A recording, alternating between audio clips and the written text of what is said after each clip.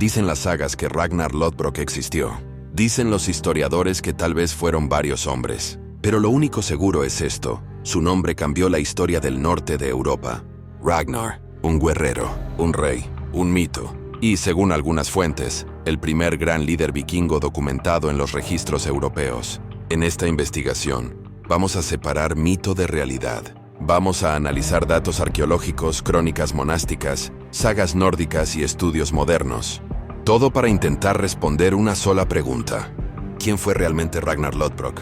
Los documentos más antiguos que lo mencionan aparecen en las crónicas anglosajonas del siglo IX. No lo describen como un héroe, sino como un enemigo poderoso. Un caudillo que llegó desde el mar con decenas de barcos. Un jefe vikingo organizado, estratégico y brutal. Las sagas nórdicas, escritas siglos después, lo retratan como hijo de reyes, cazador de monstruos y conquistador de tierras imposibles. Pero estas sagas mezclan hechos reales con ficción. Por eso, los historiadores actuales estudian cada detalle con precisión científica.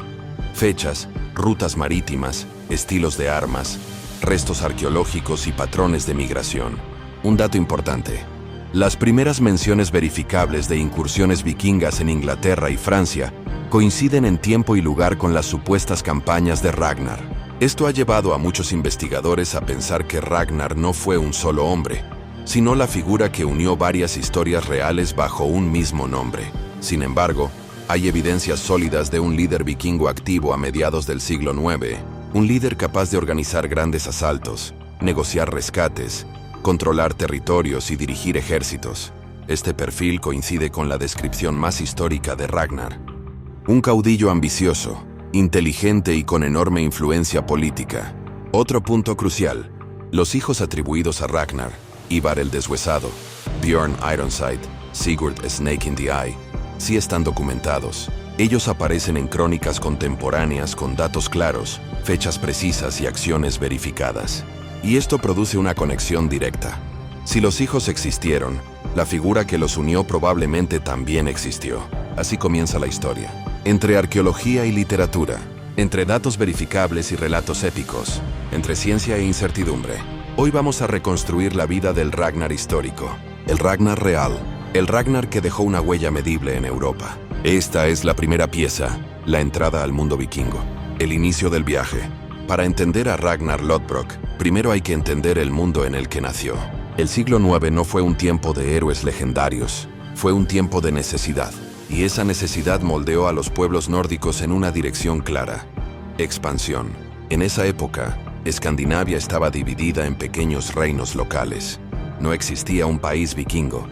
Existían clanes, familias, aldeas que sobrevivían del mar, la pesca, el comercio y, cuando era necesario, la guerra. Los estudios arqueológicos muestran un detalle fundamental: los suelos de gran parte de Noruega y Suecia eran duros y fríos. La agricultura era limitada, la población crecía, y esto generó presión. Presión económica, presión social, presión para buscar nuevas tierras y nuevas rutas comerciales. Aquí aparece el primer dato científico importante. Los barcos vikingos de la época, los Drakkar, tenían un diseño avanzado para su tiempo. Eran ligeros, rápidos y podían navegar tanto en mar abierto como en ríos. Esto ofrecía a los líderes nórdicos una capacidad estratégica que ningún otro pueblo europeo tenía. Y es precisamente en este entorno donde un caudillo como Ragnar podía destacar. Las crónicas europeas describen los ataques vikingos como repentinos, precisos y devastadores. Los monasterios fueron los primeros objetivos, porque almacenaban riquezas y tenían poca protección militar. Pero estos ataques no eran actos caóticos, eran operaciones organizadas. Requerían liderazgo, requerían coordinación, requerían un comandante que pudiera decidir rutas, tiempos y objetivos. Ese perfil coincide con la figura que muchos historiadores atribuyen al Ragnar histórico. Un líder capaz de planificar incursiones a larga distancia y mantener disciplina entre sus hombres. Otro dato significativo: los análisis de ADN de enterramientos vikingos recientes revelan que muchos guerreros provenían de diferentes regiones de Escandinavia. Esto confirma que algunos líderes, probablemente como Ragnar, reunían grupos mixtos y no solo de un clan. En otras palabras, no solo era un guerrero, era un líder con influencia sobre varias comunidades.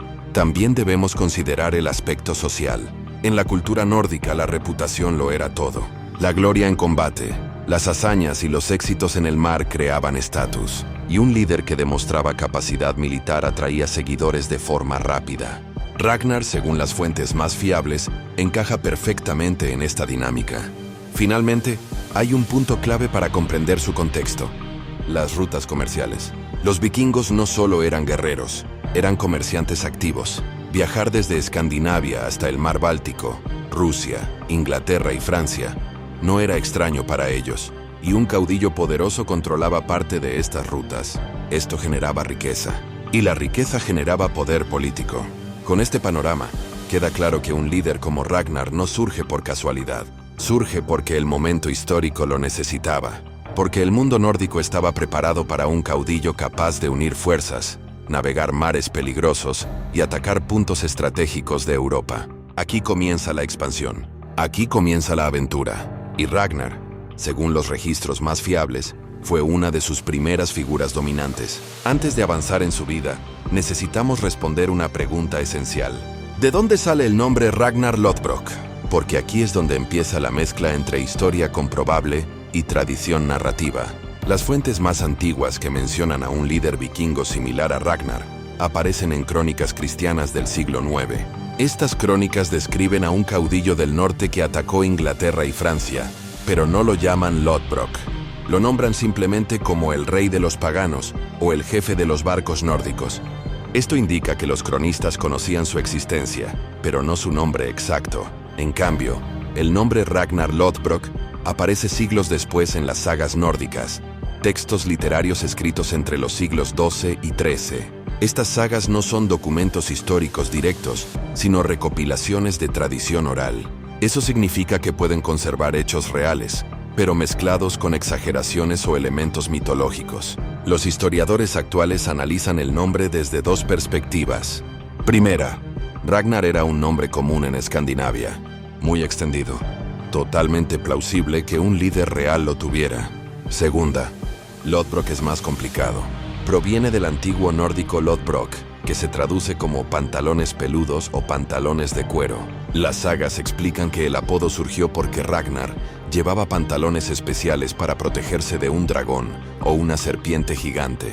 Este detalle es claramente legendario, pero la idea de que un líder llevara ropa reforzada para expediciones peligrosas sí es razonable desde un punto de vista arqueológico. Otro dato importante: en varias sagas se menciona que Ragnar fue un explorador y guerrero que viajó lejos, que tuvo varios hijos famosos y que murió en Inglaterra. Lo sorprendente es que estas historias coinciden al menos parcialmente con hechos documentados en crónicas francesas e inglesas, donde sí aparece la actividad real de líderes vikingos que operaban en las mismas regiones y en las mismas fechas. Esto ha llevado a muchos investigadores a una conclusión intermedia.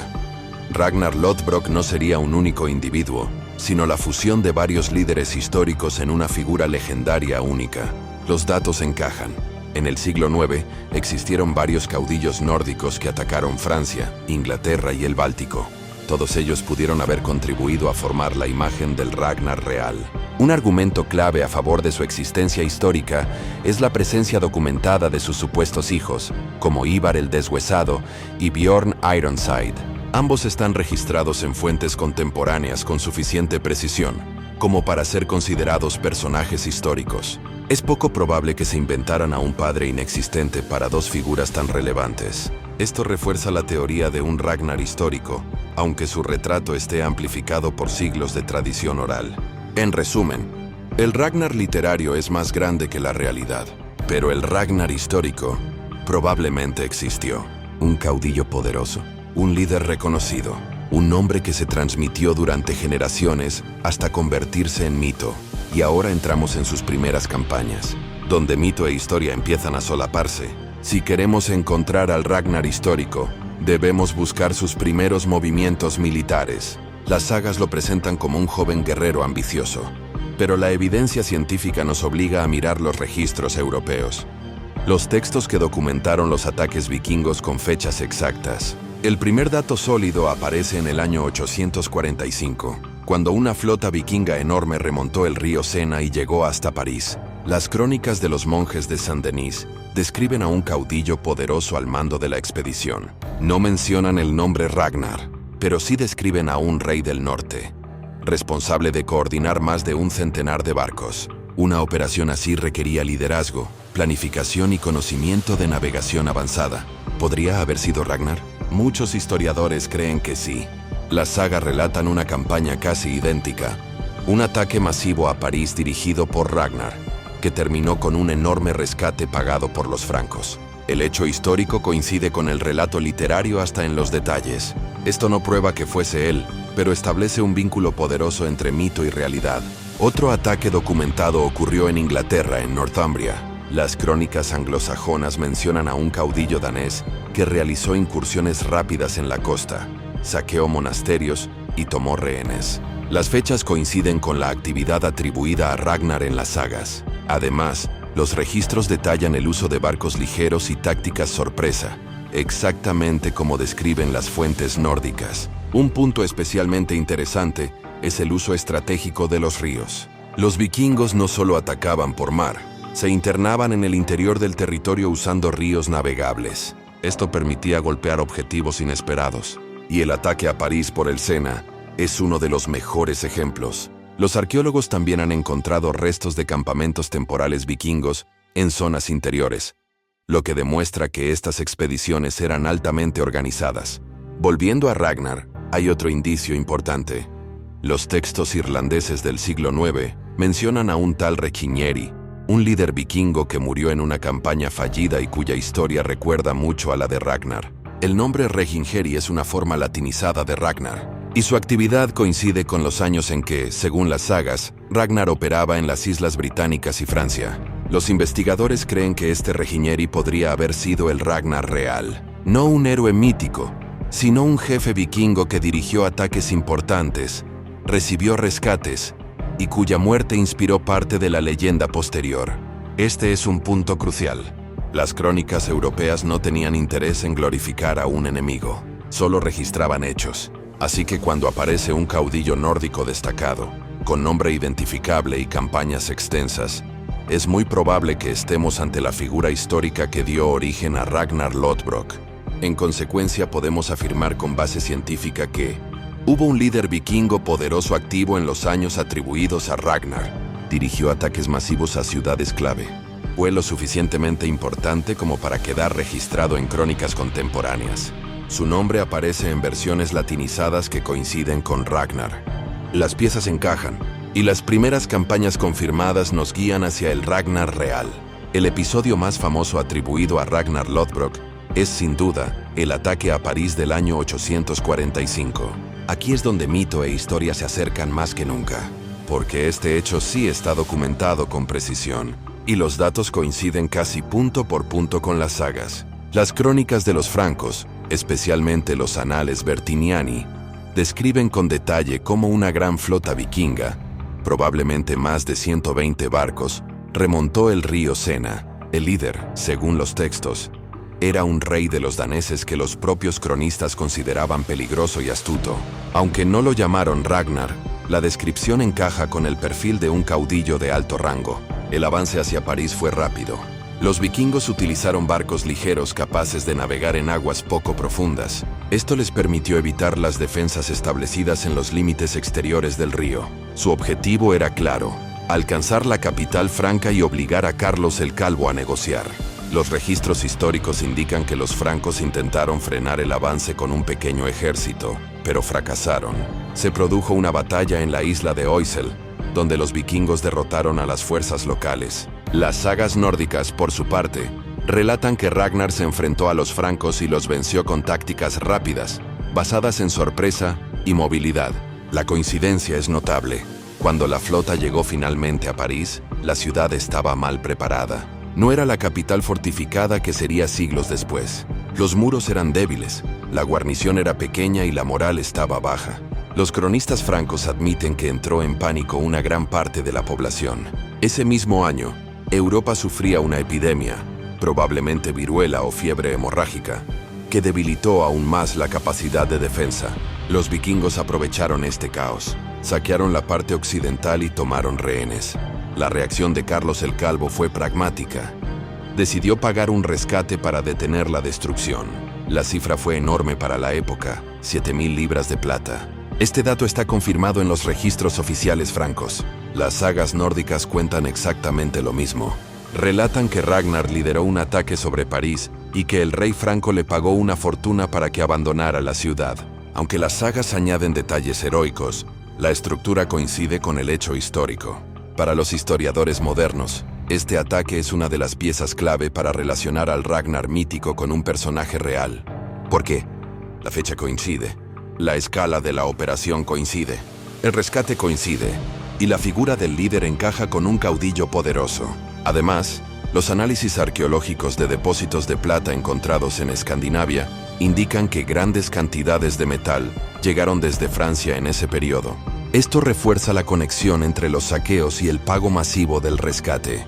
Finalmente, las crónicas francas destacan que el líder de aquella expedición tenía autoridad para imponer disciplina entre los guerreros. No era un simple capitán, era un jefe, un rey entre los suyos. Este ataque marcó un antes y un después. París pagó, Europa tomó nota, y el nombre de Ragnar, o su equivalente histórico, quedó grabado para siempre en los registros occidentales. Más allá de las campañas militares, uno de los elementos que más ayudan a los historiadores a reconstruir la figura de Ragnar es su descendencia. Porque, a diferencia de Ragnar, sus hijos sí están documentados con claridad en textos contemporáneos, y eso es crucial. Los nombres más importantes atribuidos a Ragnar son Ivar el Deshuesado, Bjorn Ironside, Sigurd Snake in the Eye, Ubba, Eyjolfdene. Las crónicas anglosajonas, los anales de Francia y varias fuentes irlandesas mencionan a estos líderes de forma independiente. Todos ellos tuvieron un papel militar destacado en Europa durante el siglo IX. Y lo más sorprendente, aparecen actuando como hermanos, parte de una misma dinastía. Esto apunta a una figura central que los unía: un padre, un líder ancestral, un caudillo que según la tradición sería Ragnar. Desde un punto de vista histórico y genético, los expertos comparan patrones culturales. En Escandinavia era común que los hijos de un jefe heredaran parte del liderazgo y mantuvieran alianzas familiares. Por eso, si varios personajes poderosos operan de forma coordinada, es lógico pensar que pertenecían a una misma línea familiar real. El caso más estudiado es el de Ivar el Deshuesado, quien lideró el gran ejército pagano que invadió Inglaterra en el año 865. Su figura está muy bien documentada. Las crónicas medievales lo describen como un comandante inteligente, calculador, cruel cuando era necesario y extremadamente influyente. La coordinación militar que mantuvo durante años indica que provenía de una familia de alto estatus. Bjorn Ironside, por su parte, aparece en fuentes francesas e italianas. Dirigió expediciones hacia el Mediterráneo, incluso llegando a la península ibérica. Los textos lo mencionan como un príncipe del norte, lo que implica una posición hereditaria, no un guerrero cualquiera. Sigurd Snake in the Eye es mencionado en textos escandinavos posteriores, pero su presencia también aparece reflejada indirectamente en fuentes inglesas. La tradición lo describe con un símbolo serpenteante alrededor del ojo, probablemente un tatuaje. Este detalle, aunque parezca mítico, coincide con el hallazgo arqueológico de restos nórdicos con tatuajes y pigmentos en la piel. Además, un dato científico interesante: los estudios genéticos en tumbas vikingas de alto estatus muestran patrones familiares consistentes. Algunos enterramientos contienen objetos asociados a reyes y príncipes del norte, y en varios casos se ha demostrado que pertenecían a familias con linaje común.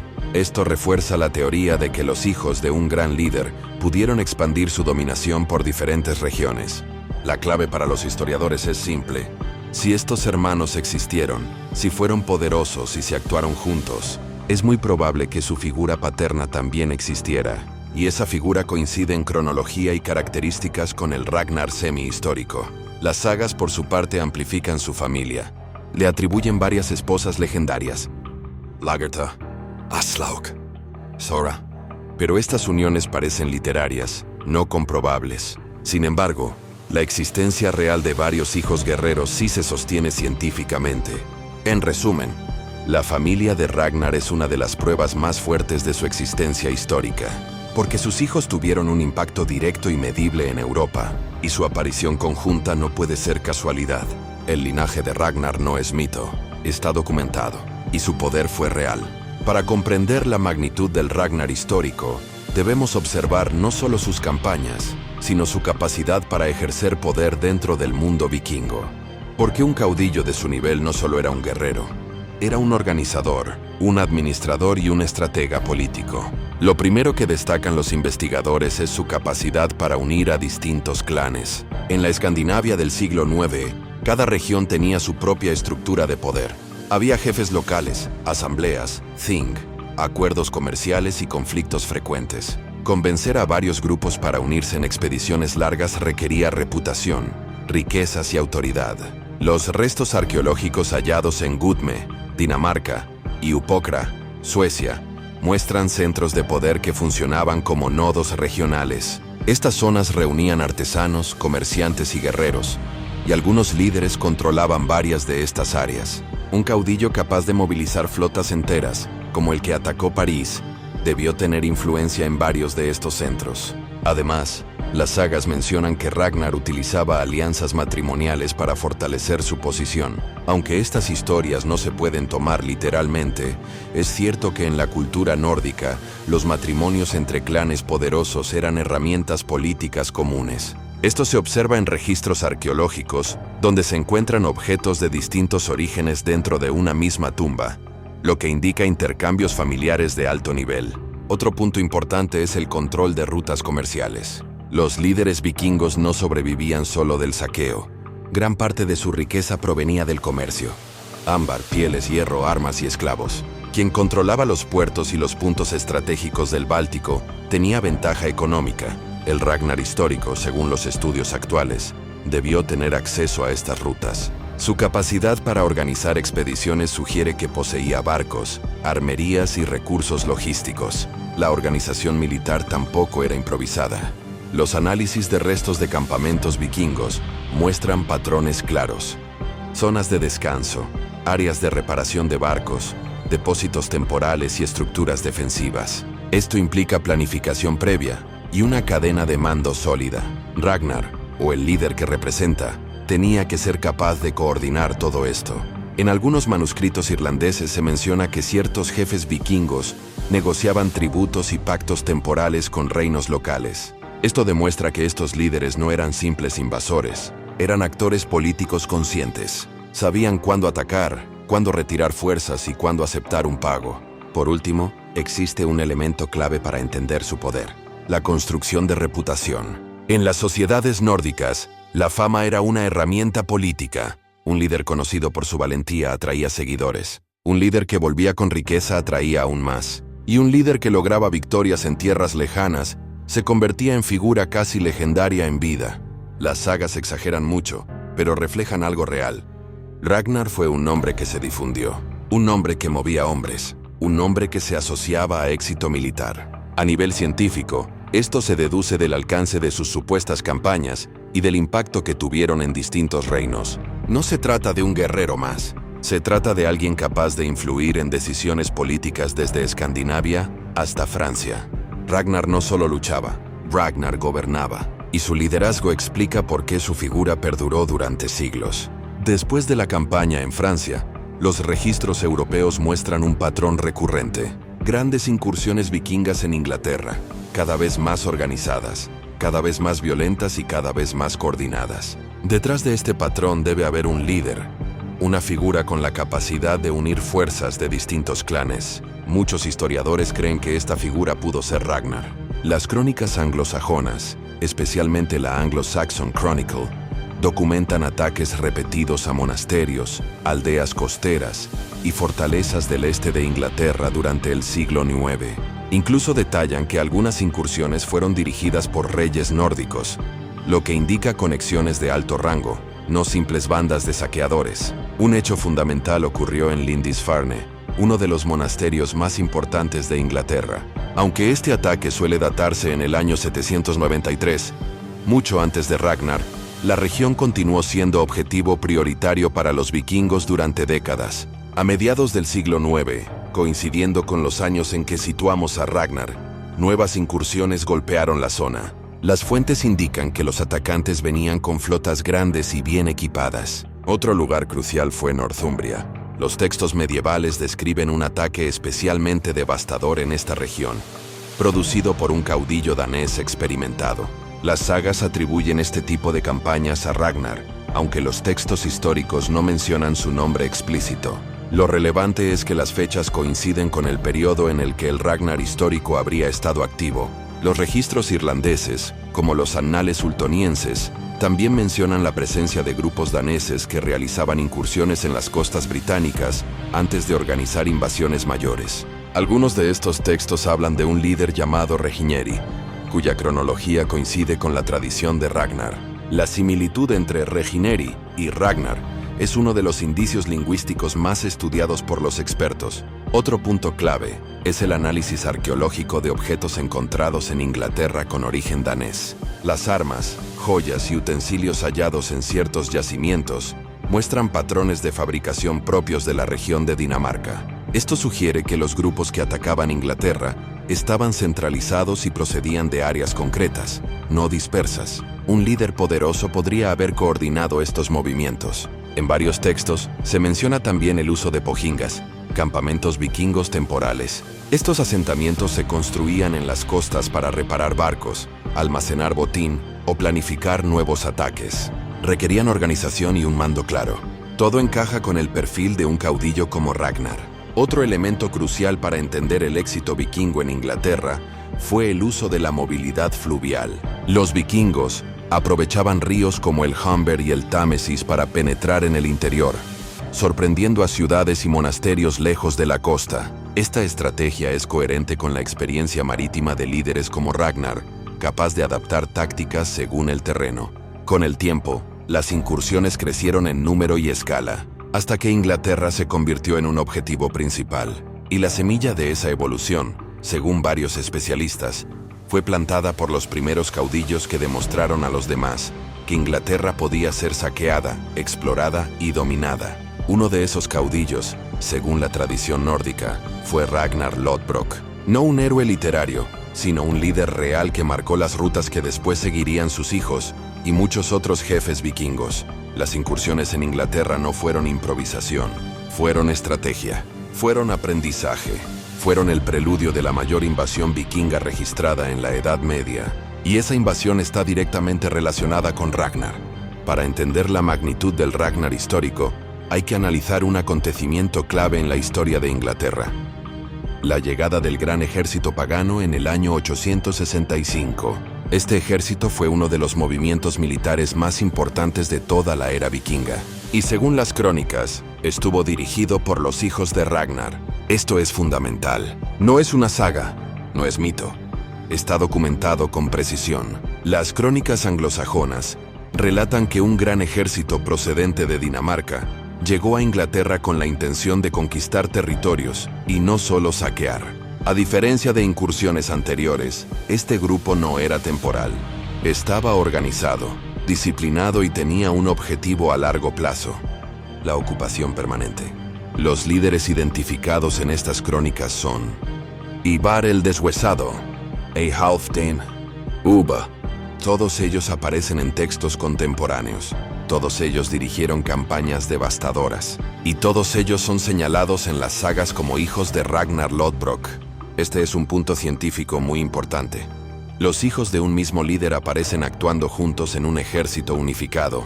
Esto sugiere una estructura familiar fuerte detrás de ellos, una figura paterna que les dio posición, prestigio y legitimidad.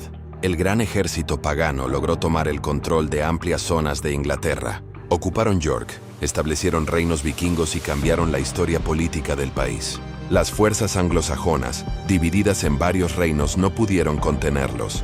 En varias entradas de la Anglo-Saxon Chronicle, se menciona que este ejército tenía motivaciones específicas. Una de ellas era vengar la muerte de su padre a manos de un rey inglés. Este dato coincide con las sagas, que relatan que Ragnar fue ejecutado por un rey de Northumbria.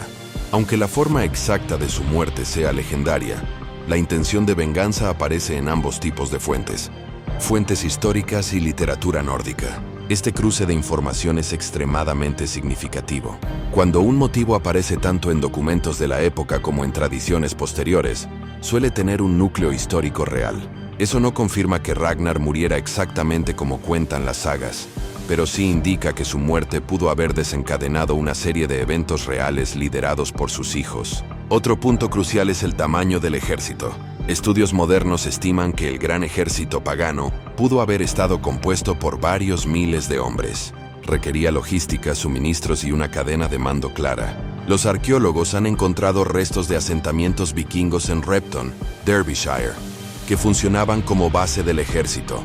Allí se hallaron tumbas, armas, restos animales y objetos rituales. Todo esto demuestra una presencia prolongada, no un ataque aislado. En ese gran asentamiento, se halló también una tumba especialmente notable, la de un guerrero importante, enterrado con objetos de prestigio y rodeado de restos humanos. Algunos investigadores creen que podría ser un líder relacionado con la dinastía de Ragnar, aunque esa identificación aún es debatida. El impacto del gran ejército pagano fue enorme. Transformó la política inglesa, generó reinos vikingos y cambió la demografía de varias regiones. La unión de los hijos de Ragnar en esta operación militar es, para muchos historiadores, la prueba más fuerte de que existió una figura paterna poderosa que los precedió. El legado de Ragnar no se mide solo en sagas, se mide en hechos, en ejércitos reales, en conquistas documentadas y en hijos que llevaron su nombre por toda Inglaterra. Uno de los episodios más famosos de Ragnar Lothbrok es su muerte. Pero aquí es donde la distancia entre mito y realidad se vuelve más evidente. Las sagas describen un final dramático, casi teatral. Las crónicas históricas, en cambio, ofrecen pistas muy distintas. La versión literaria, la más conocida, cuenta que Ragnar fue capturado por el rey Aela de Northumbria. Según esta tradición, fue arrojado a un foso lleno de serpientes, donde murió lentamente mientras recitaba versos de desafío. Es una escena poderosa, difícil de olvidar, pero desde un punto de vista científico, muy improbable. Los expertos identifican varios problemas. Primero, ninguna crónica contemporánea inglesa menciona una ejecución por serpientes. Segundo, en el clima y la fauna de Northumbria no existían serpientes venenosas capaces de matar a un adulto de esa manera. Tercero, el tono heroico del relato encaja más con la estructura narrativa de la literatura nórdica que con hechos verificables. Entonces, ¿qué dicen las fuentes históricas más serias? Las crónicas francas mencionan la muerte de un líder vikingo relacionado con el nombre Reginieri, probablemente una forma latinizada de Ragnar. Según estos textos, este caudillo enfermó gravemente después de una campaña fallida en Francia y murió lejos de su hogar. Si esta versión es correcta, la muerte de Ragnar habría sido natural o causada por una enfermedad contraída por las condiciones de campaña. Otra posibilidad proviene de las crónicas irlandesas, que mencionan la caída de un líder vikingo en un enfrentamiento naval. Pero el texto no ofrece suficientes detalles para confirmar si se trataba de Ragnar o de otro caudillo activo en esos años. La teoría más aceptada entre los historiadores actuales es la siguiente. Ragnar murió durante una expedición fallida, posiblemente enfermo, posiblemente herido, y su cuerpo pudo haber sido recuperado o perdido en el viaje. La causa exacta no está clara, pero lo más probable es que muriera lejos de Escandinavia durante una campaña militar.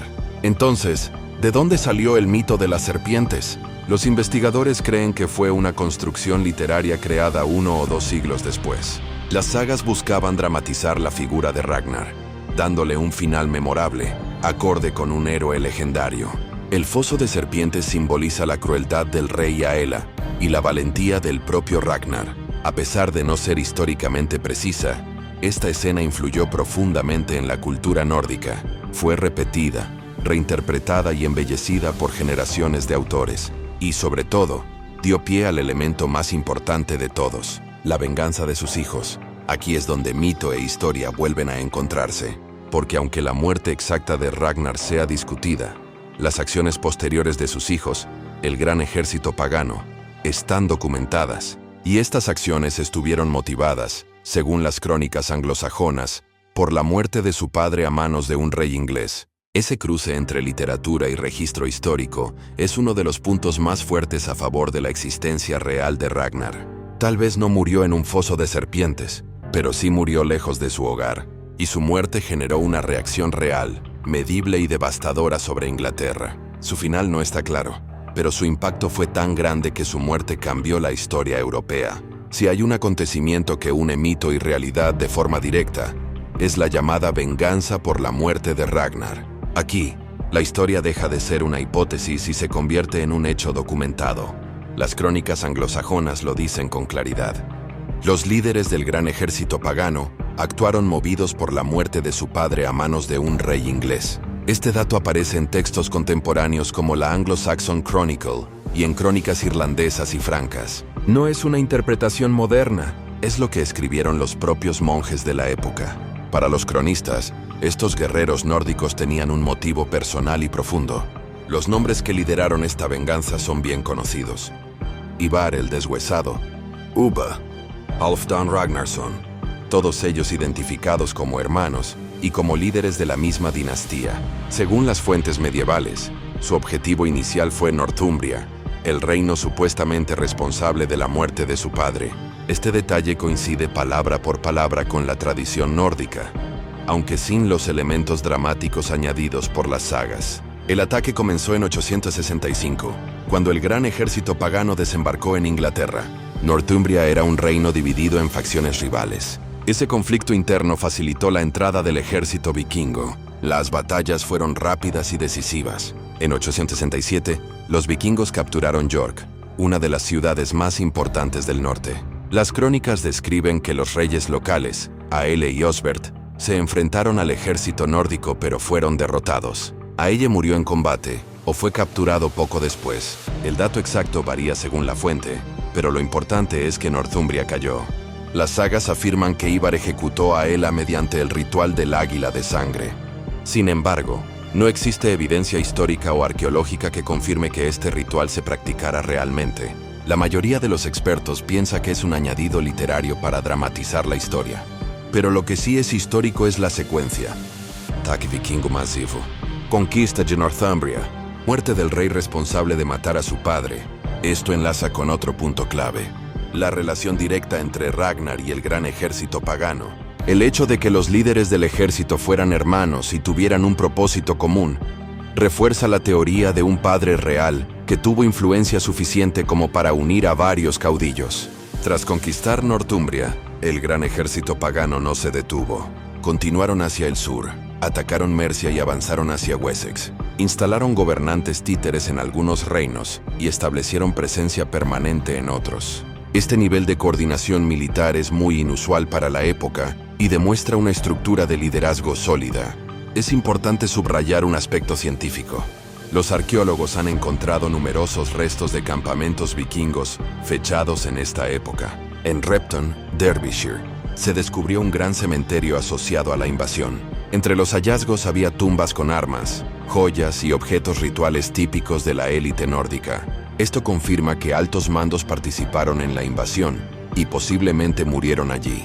Lo más llamativo es que una de las tumbas pertenece a un hombre adulto, enterrado con símbolos de rango. Algunos investigadores han especulado que podría ser un pariente cercano de los líderes del ejército, aunque la identidad exacta sigue en debate. Este tipo de hallazgos demuestra que la venganza de los hijos de Ragnar no fue un mito literario. Fue un movimiento militar real, devastador y perfectamente organizado. En resumen, la venganza por Ragnar no pertenece solo a las sagas, pertenece a la historia documentada, y su impacto fue tan grande que cambió el mapa político de Inglaterra durante décadas. La muerte de Ragnar puede ser dudosa, pero la reacción de sus hijos está grabada en los archivos medievales, y eso convierte su figura en algo más que un mito. La convierte en un hecho con consecuencias reales. Para reconstruir la historia real de Ragnar Lothbrok, los investigadores no dependen únicamente de textos. La arqueología ha desempeñado un papel fundamental. Los hallazgos en Inglaterra, Francia, Dinamarca y Suecia aportan pistas físicas sobre la vida de los caudillos vikingos del siglo IX. Y muchas de estas evidencias coinciden con las campañas tradicionalmente asociadas a Ragnar. Uno de los descubrimientos más importantes se encuentra en Repton, en el centro de Inglaterra. En la década de 1980, arqueólogos británicos excavaron un asentamiento que mostraba signos claros de haber sido ocupado por un ejército vikingo. Las dataciones por carbono confirmaron que este asentamiento pertenecía a la década de 870, coincidiendo con la llegada del gran ejército pagano. En Repton se encontró una tumba excepcional, un guerrero adulto, enterrado con un martillo de Thor, una espada, objetos de prestigio y restos humanos de otros individuos a su alrededor. Su tumba estaba colocada dentro de una estructura cristiana reutilizada. Este tipo de enterramiento sugiere que era un personaje de estatus elevado. Algunos investigadores han sugerido que podría ser un líder cercano a los hijos de Ragnar, aunque no existe confirmación definitiva. Además, se halló un montón de huesos pertenecientes a más de 250 personas, probablemente miembros del ejército. Los restos presentan indicios de heridas violentas, enfermedades y desnutrición, lo que encaja con un gran contingente militar viviendo en condiciones duras. Esta evidencia física coincide con las crónicas que describen la presencia prolongada del gran ejército pagano en la región.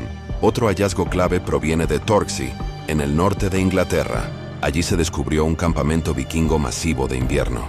Los restos indican que los guerreros reparaban barcos, fundían metal, comerciaban e incluso participaban en juegos de estrategia. Este asentamiento demuestra la capacidad logística del ejército y su estructura organizada, lo que refuerza la existencia de líderes con autoridad, como los hijos de Ragnar. En Francia, especialmente alrededor de París, se han encontrado depósitos de monedas y plata datadas en torno al año 845. La cantidad y procedencia de estos objetos coinciden con el rescate que Carlos el Calvo pagó al líder vikingo que atacó la ciudad. Aunque no se puede demostrar que estas piezas pertenecieran a Ragnar, sí confirman que una enorme transferencia de plata llegó a Escandinavia en ese periodo. En Escandinavia, los hallazgos arqueológicos muestran centros de poder que existieron en la época en que Ragnar habría vivido. Estos lugares, como Legre, han revelado grandes salones de reyes, talleres de metalurgia y restos de cerámica importada. La magnitud de estos centros indica que algunos líderes tenían influencia regional suficiente como para organizar expediciones de gran escala. Un detalle importante son las inscripciones rúnicas. Aunque ninguna menciona directamente a Ragnar, sí reflejan la importancia de los caudillos que lideraban ataques en el extranjero. Algunas inscripciones hablan de guerreros que murieron en campañas en el oeste. Esto coincide con las incursiones históricas en Inglaterra y Francia. Los análisis de ADN realizados en tumbas vikingas también han revelado conexiones familiares entre guerreros enterrados en diferentes regiones, lo que demuestra la movilidad y la expansión de ciertos linajes. Este patrón respalda la idea de que algunas familias dominaban militarmente grandes zonas, tal como las tradiciones narran sobre Ragnar y sus descendientes. La arqueología, por tanto, proporciona un marco físico que encaja con la versión histórica de Ragnar. Un caudillo con poder real, un linaje influyente, una expansión que dejó huellas en varios países, un impacto lo suficientemente grande como para ser visible 1000 años después. Las sagas exageran, pero la tierra no miente. Y lo que ha revelado confirma que detrás del mito de Ragnar hubo un liderazgo real, tangible y medible. Para comprender por qué Ragnar se convirtió en un nombre tan poderoso en la memoria colectiva, hay que analizar las sagas nórdicas, las principales responsables de transformar un caudillo histórico en un héroe legendario. Pero las sagas, aunque valiosas, no son fuentes puras. Son documentos literarios, escritos siglos después de los hechos, basados en tradición oral.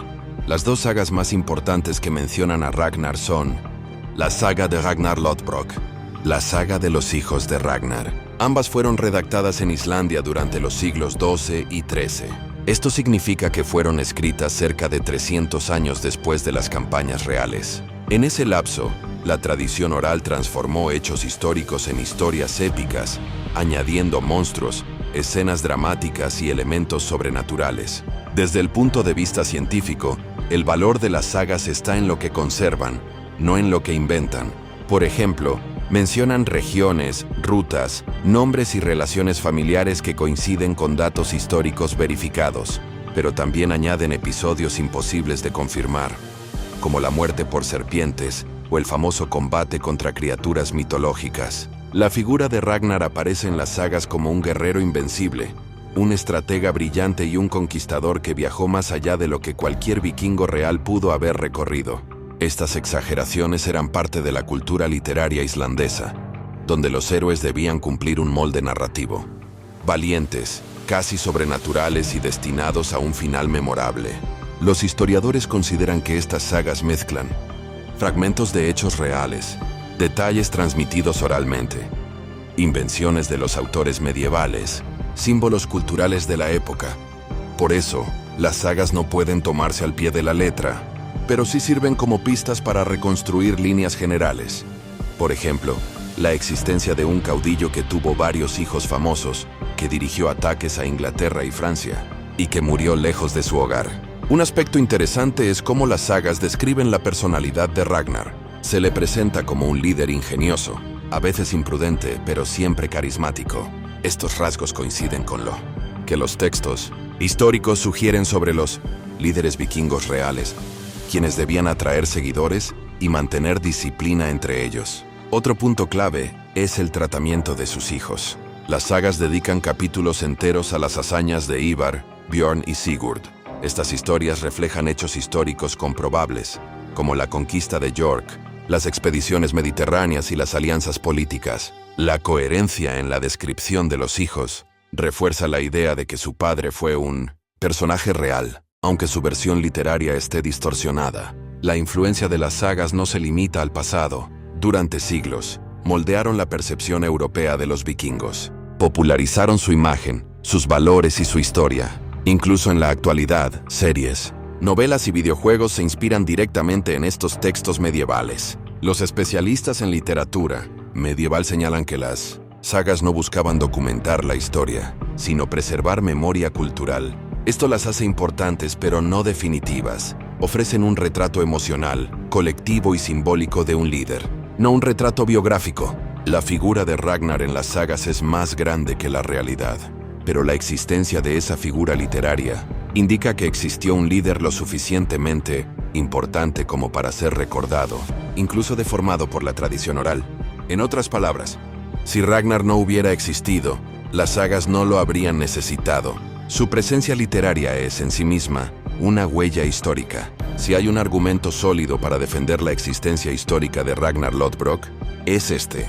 Sus hijos sí están documentados, y su impacto fue tan grande que dejó huellas claras en crónicas anglosajonas, anales francos y registros arqueológicos. Los textos medievales mencionan a varios caudillos vikingos del siglo IX que coinciden con los nombres atribuidos a los hijos de Ragnar.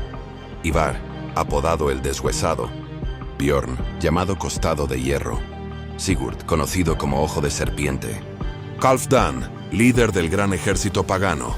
A diferencia de Ragnar, estos personajes aparecen en múltiples documentos independientes. Eso significa que son históricos, no legendarios. Y lo más interesante es que actuaron como una coalición familiar, algo extremadamente raro si no existiera un ancestro común poderoso detrás. El caso más claro es Ivar el Deshuesado. Las crónicas de Northumbria lo describen como un estratega brillante, un líder calculador y extremadamente influyente. Ivar no solo dirigió el gran ejército pagano, sino que gobernó territorios en Irlanda, Escocia e Inglaterra. Su figura es completamente verificable, sin elementos mitológicos añadidos. Luego está Björn Costado de Hierro, asociado a las incursiones en Francia y, sobre todo, a expediciones en el Mediterráneo. Las fuentes francas mencionan sus ataques a París y su habilidad militar. Algunas evidencias sugieren que viajó incluso más al sur, posiblemente hasta la península ibérica. Sigurd Ojo de Serpiente, por otro lado, es mencionado en contextos más literarios. Sin embargo, sus descendientes aparecen en genealogías nobles de Escandinavia, lo que sugiere un origen histórico real.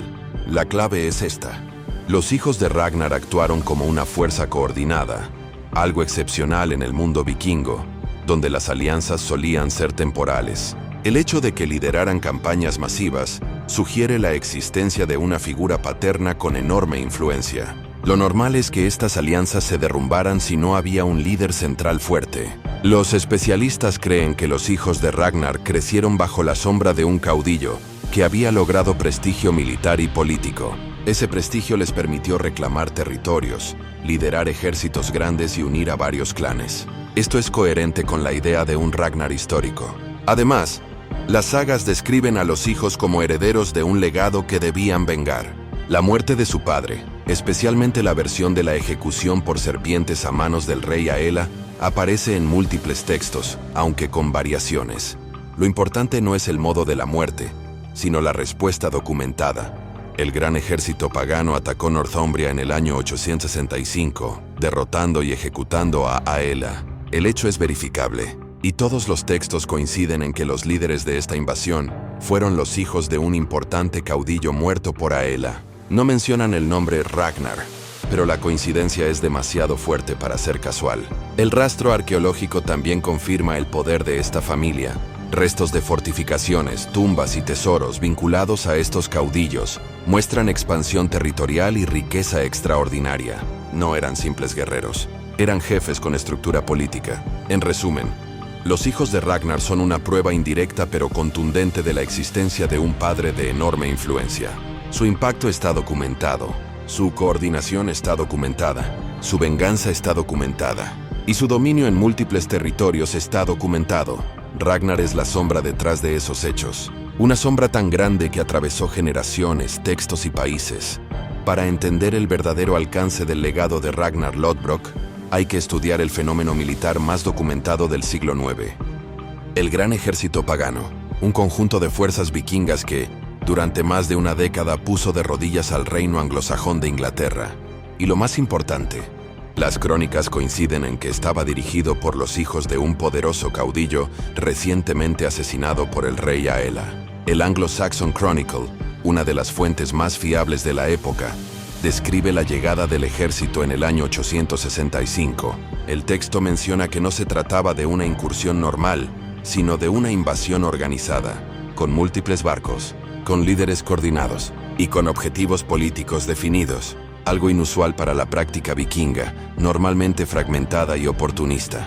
Los comandantes que aparecen en las crónicas son Ivar el Deshuesado, Halfdan, Ubba, todos ellos mencionados en las sagas como hijos de Ragnar. Esta coincidencia entre literatura y crónicas históricas es una de las conexiones más fuertes entre mito y realidad. El gran ejército pagano avanzó rápidamente por Northumbria, Mercia y Anglia Oriental. A diferencia de las incursiones tradicionales, no se limitó a saquear aldeas, ocupó territorios, negoció tributos, estableció asentamientos permanentes. Esta estrategia indica planificación, disciplina y un mando central fuerte. No era un grupo desorganizado de guerreros, era un ejército con estructura militar, logística y objetivos a largo plazo. Esto sugiere que los líderes tenían experiencia acumulada, probablemente heredada de un caudillo anterior tan influyente como Ragnar. El punto culminante de la campaña ocurrió en el año 867, cuando el ejército capturó York, capital de Northumbria. Las crónicas mencionan que el rey Aela fue capturado y ejecutado. No detallan el método, pero la tradición posterior desarrolló la famosa versión de las serpientes venenosas, un elemento literario imposible de confirmar, pero coherente con la intención de las sagas de crear una narrativa poderosa. Con la muerte de Aela, los líderes vikingos consolidaron el control del norte de Inglaterra. Ivar desapareció de las crónicas poco después, probablemente instalándose en Irlanda. Halfdan continuó gobernando York, y el poder vikingo influyó en la formación posterior del Danelau, el territorio de leyes danesas dentro de Inglaterra. Arqueológicamente, este periodo dejó un rastro enorme: tumbas de guerreros, campamentos fortificados, tesoros enterrados, monedas acuñadas bajo dominio vikingo. Estos hallazgos confirman el impacto masivo y prolongado de las campañas del Gran Ejército. Desde el punto de vista científico, el ejército revela la existencia de una figura paterna previa, cuya muerte desencadenó una movilización sin precedentes. Los historiadores coinciden en que tal reacción solo puede explicarse por un líder cuyo prestigio uniera a varios clanes, un líder cuya muerte exigiera venganza. Ese líder, según la tradición oral y literaria, era Ragnar Lodbrok. Incluso si su figura fue exagerada por las sagas, el eco de su influencia es real. El gran ejército pagano no solo transformó Inglaterra, demostró que los vikingos podían operar como una fuerza política, no solo militar, y dejó claro que la memoria de Ragnar tenía un peso tangible en la historia europea. Para comprender la magnitud real del legado de Ragnar Lodbrok, es fundamental analizar el contexto político del mundo vikingo. A diferencia de los reinos organizados de Europa Occidental, Escandinavia del siglo IX estaba formada por múltiples clanes, familias influyentes y líderes regionales que competían por recursos, tierras y prestigio. Por eso, la existencia de un caudillo capaz de unificar fuerzas no era común. Y sin embargo, las fuentes sugieren que ese tipo de liderazgo sí existió en torno a Ragnar. Los vikingos no tenían reyes centralizados en esta época. Tenían jarls y godar, líderes locales con autoridad limitada. Para emprender campañas masivas, era necesario un sistema de alianzas, pactos familiares, matrimonios estratégicos y repartos de botín. Las sagas mencionan que Ragnar creó una red de alianzas a través de sus matrimonios, especialmente con Lagertha y Aslaug. Aunque estas relaciones están envueltas en elementos míticos, reflejan una práctica real. Los matrimonios políticos eran clave para unir clanes. La idea de que Ragnar comandó una gran coalición no es absurda. En el siglo IX vemos ejemplos similares, como la alianza danesa que posteriormente formó el reino de Dinamarca. Lo que distingue a Ragnar es que las sagas atribuyen a su figura la capacidad de unir a diferentes grupos en campañas de gran escala. Esto coincide con lo que los registros arqueológicos y crónicas inglesas indican sobre sus hijos. Heredaron una red de poder y prestigio. Los especialistas en historia vikinga señalan que un líder capaz de coordinar expediciones hacia Francia, Inglaterra o Irlanda necesitaba algo más que fuerza militar. Necesitaba prestigio religioso, linaje reconocido, riqueza para asegurarle lealtades, reputación como estratega, conexiones familiares. Las sagas hablan del prestigio casi sagrado de Ragnar. Esto es importante. En la cultura nórdica, un líder no dirigía solo por poder físico, sino por honor y fama, conceptos fundamentales en la sociedad germánica. Cuanto mayor era la fama de un caudillo, más guerreros acudían a luchar bajo su mando. Una prueba indirecta de estas alianzas son los asentamientos vikingos en Inglaterra e Irlanda. Muchos de ellos muestran continuidad familiar en su liderazgo, es decir, no eran incursiones aisladas, sino campañas planificadas y sostenidas por familias con autoridad consolidada. Y los nombres asociados a estos territorios coinciden con los hijos de Ragnar. Un punto relevante es que las crónicas francas mencionan a varios reyes nórdicos que actuaban en coalición.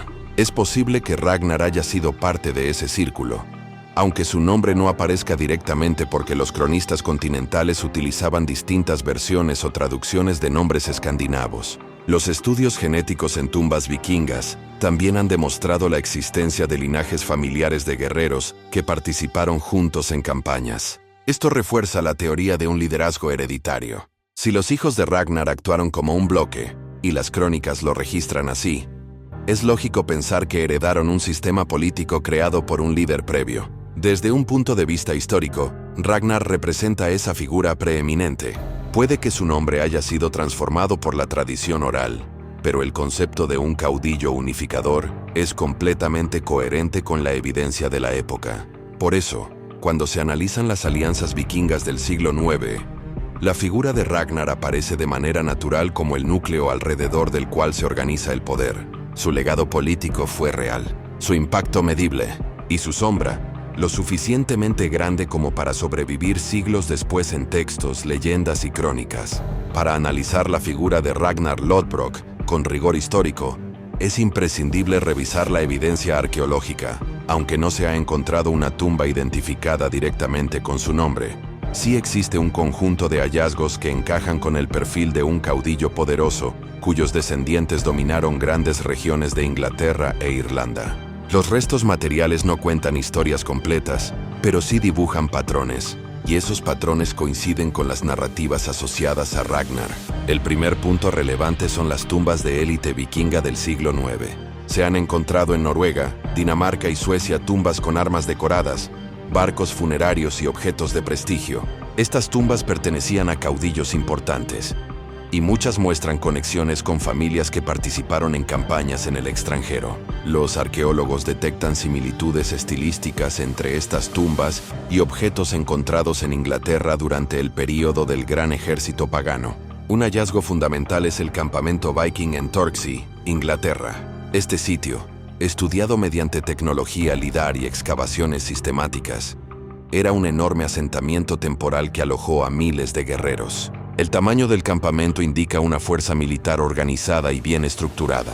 Los objetos encontrados allí, monedas, armas, herramientas, joyería, demuestran comercio, artesanía y vida cotidiana, no solo actividades militares. Entre estos hallazgos destaca la presencia de tesoros enterrados, depósitos de plata, oro y monedas utilizadas como tributo o botín. La distribución de estos tesoros coincide con las rutas del gran ejército pagano, lo que confirma su presencia sostenida en Inglaterra. Si los hijos de Ragnar lideraron estas campañas, como indican las crónicas, estos tesoros son una consecuencia directa de su acción. Otro elemento arqueológico que respalda la existencia de una élite vikinga consolidada son los amuletos y símbolos religiosos. Mjolnir, cruces cristianas adaptadas y símbolos rúnicos, aparecen en tumbas de guerreros del siglo IX. Esto sugiere contacto cultural, conversiones parciales o alianzas políticas con pueblos cristianos. Las sagas mencionan que Ragnar y su familia tuvieron interacciones con el cristianismo, algo coherente con los objetos encontrados. Las armas halladas, espadas de patrón damasquinado, hachas de guerra, lanzas decoradas, indican una clase guerrera extremadamente poderosa. Estas armas no eran de uso común, pertenecían a líderes, no a guerreros rasos. Su presencia en tumbas del siglo IX refuerza la idea de que existía una élite militar con autoridad hereditaria. En el área de York, antiguo centro del poder vikingo en Inglaterra, se han descubierto estructuras defensivas, restos de talleres de metalurgia y objetos de lujo importados. York fue gobernada por Halfdan, hijo de Ragnar, según las crónicas. La riqueza arqueológica del lugar coincide con el dominio de un linaje poderoso.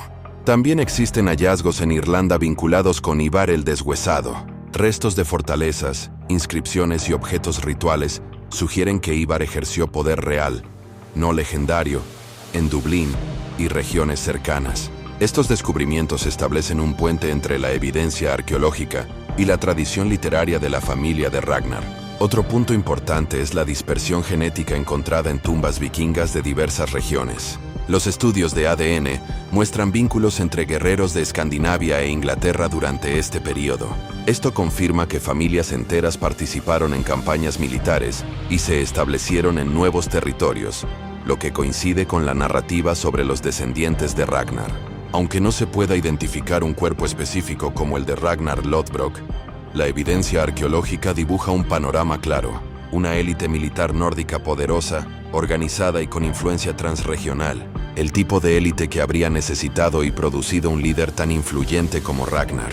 La arqueología no prueba su existencia con nombre propio, pero confirma el mundo en el que un Ragnar histórico habría vivido, liderado y dejado descendencia. Pocas escenas de la tradición vikinga han generado tanta fascinación como la muerte de Ragnar Lodbrok. La famosa ejecución en un foso lleno de serpientes venenosas es una de las imágenes más difundidas en la cultura popular. Pero para comprender qué parte es mito y qué parte puede tener base histórica, hay que analizar cada elemento con rigor. Las fuentes medievales que describen esta muerte extraordinaria no son contemporáneas a los hechos. Proceden principalmente de sagas islandesas, escritas entre los siglos XII y XIII, siglos después del supuesto momento de la ejecución. En estas sagas, Ragnar es capturado por el rey anglosajón Aela de Northumbria, humillado públicamente y condenado a morir arrojado a un pozo lleno de serpientes. Desde una perspectiva científica, esta versión presenta problemas. Primero, las serpientes venenosas no eran comunes en el clima del norte de Inglaterra. Segundo, las crónicas anglosajonas, que sí mencionan la derrota y muerte de un líder vikingo antes de la llegada del gran ejército pagano, no describen este método de ejecución. Sin embargo, sí existe un registro histórico crucial.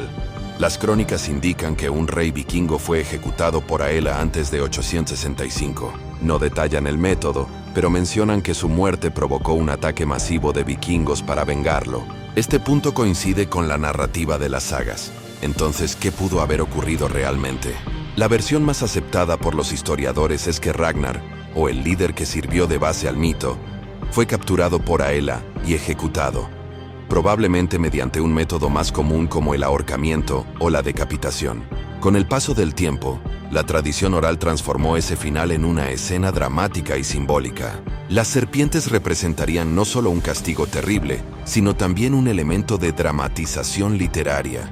La tradición oral nórdica solía exagerar las muertes de los héroes para transmitir su grandeza. La transformación del hecho histórico en un mito épico habría servido para aumentar el prestigio de Ragnar, reforzar la rabia de sus hijos y justificar el ataque masivo del gran ejército pagano. Otro elemento interesante es el discurso que las sagas ponen en boca de Ragnar antes de morir. Las famosas líneas en las que declara que su muerte será vengada por sus hijos. Este tipo de discurso heroico es típico de la literatura medieval, pero improbable en un registro histórico real.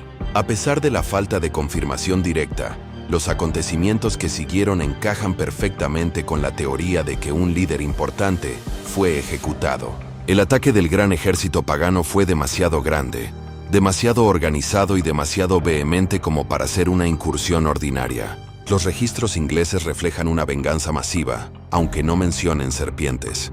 También existen teorías alternativas. Algunos investigadores han sugerido que la muerte de Ragnar podría haber sido simbólica o política, más que física. Es decir, que Ragnar pudo haber muerto en batalla o por enfermedad, y que la versión de Aela fue utilizada posteriormente para unir fuerzas y generar un motivo de venganza colectiva. Lo importante es esto. El relato de la muerte de Ragnar, aunque literario, refleja un hecho real, la muerte de un caudillo tan influyente que provocó el mayor ataque vikingo de la época. La saga exagera la escena, pero no el impacto. La rabia de sus hijos, la invasión masiva y la transformación del norte de Inglaterra son hechos comprobables. En la historia, lo que importa no es únicamente cómo murió Ragnar. Lo que importa es lo que su muerte desencadenó. Para entender por qué Ragnar Lothbrok se convirtió en la figura más reconocible de toda la era vikinga, hay que analizar su impacto en la identidad cultural nórdica, no solo como personaje literario, sino como símbolo colectivo de poder, conquista y destino. Aquí es donde la historia y la antropología coinciden. Ragnar representaba exactamente lo que un líder ideal debía ser en el siglo IX. La sociedad vikinga era profundamente competitiva. El prestigio, conocido como Drengskapr, era el motor de la política, del comercio, de la guerra y hasta del derecho. Un caudillo no lideraba solo por fuerza militar, lideraba porque su nombre inspiraba, y Ragnar, real o ampliado por la tradición, encajaba perfectamente en ese molde. Las sagas lo presentan como un guerrero ingenioso, capaz de fabricar armaduras especiales para derrotar monstruos o de diseñar estrategias inusuales para superar a sus enemigos. Aunque estas historias tienen elementos literarios, reflejan la admiración colectiva por líderes creativos, no solo fuertes. El prestigio también funcionaba como elemento de reclutamiento. Los guerreros libres elegían a quién seguir basándose en su fama. Cuanto más sonaba el nombre de un caudillo, más manos se unían a su causa. Esto explica cómo los hijos de Ragnar consiguieron reunir fuerzas enormes para sus campañas en Inglaterra. Heredaron un nombre que ya generaba obediencia. Otro elemento central es el concepto nórdico del fylgja, una especie de espíritu protector asociado a linajes fuertes. Las familias que conquistaban, prosperaban y mantenían alianzas eran consideradas bendecidas. Los descendientes de Ragnar ocuparon espacios de poder en Inglaterra, Irlanda y Escandinavia, y esa continuidad refuerza la idea de un líder original muy influyente. La figura de Ragnar también ayudó a unificar símbolos culturales. Su leyenda contiene elementos que aparecen en otras tradiciones nórdicas: la muerte heroica, la venganza familiar, la gloria obtenida mediante riesgo, el viaje a tierras lejanas. Estos elementos eran esenciales para la identidad vikinga, que valoraba el honor y la memoria más que la vida misma. Pero aquí surge lo más interesante. La leyenda no solo moldeó el pasado. Siglos después, sus historias influenciaron la literatura escandinava, el nacionalismo del siglo XIX y hasta la cultura popular actual. Personajes inspirados en Ragnar aparecieron en crónicas medievales, manuscritos, poemas y relatos que fueron copiados una y otra vez por escribas islandeses. Los historiadores señalan que esta difusión solo habría sido posible si la figura base, la persona histórica, ya era profundamente conocida antes de volverse literaria. Es decir, Ragnar no nació de la saga. La saga nació de Ragnar. La identidad nórdica se reforzaba a través de héroes que representaban las virtudes colectivas. Ragnar era uno de ellos, y la fuerza de esa identidad era tal que su figura sobrevivió a la cristianización, a la caída de las estructuras políticas vikingas y a la fragmentación cultural del norte de Europa. En términos arqueológicos, su influencia se refleja en nombres grabados en runas, en amuletos encontrados en tumbas, en inscripciones que mencionan descendencia heroica. Su nombre aparece mezclado con fórmulas tradicionales de bendición, como si su memoria otorgara prestigio incluso siglos después. El hecho de que los descendientes atribuidos a Ragnar hayan gobernado territorios reales en Inglaterra refuerza aún más su papel como símbolo de prestigio hereditario. La fama de la dinastía dependía del mito fundacional, y ese mito se construyó sobre la figura del padre. En resumen, la identidad vikinga necesitaba un héroe que encarnara sus valores. La tradición oral moldeó a varios líderes reales hasta convertirlos en uno solo. Ese símbolo fue Ragnar Lodbrok. Después de analizar crónicas, arqueología, genética, lingüística y tradición oral, una conclusión emerge con claridad. Ragnar Lodbrok no es solo un personaje legendario. Es el reflejo amplificado de hechos reales, de líderes reales y de un impacto histórico incuestionable. Su figura no se sostiene por un solo documento. Se sostiene por un conjunto enorme de pistas que encajan entre sí como piezas de un rompecabezas.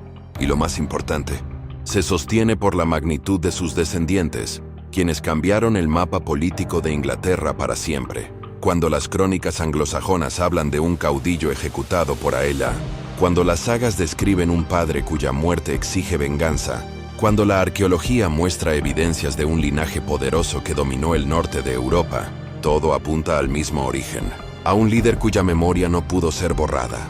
A un hombre que vivió, luchó y dejó tras de sí un eco tan fuerte que sobrevivió siglos después. La tradición oral nórdica recogió su historia, la mezcló, la embelleció y la convirtió en leyenda. Sí, las sagas exageraron. Añadieron monstruos, dramáticas muertes y discursos heroicos.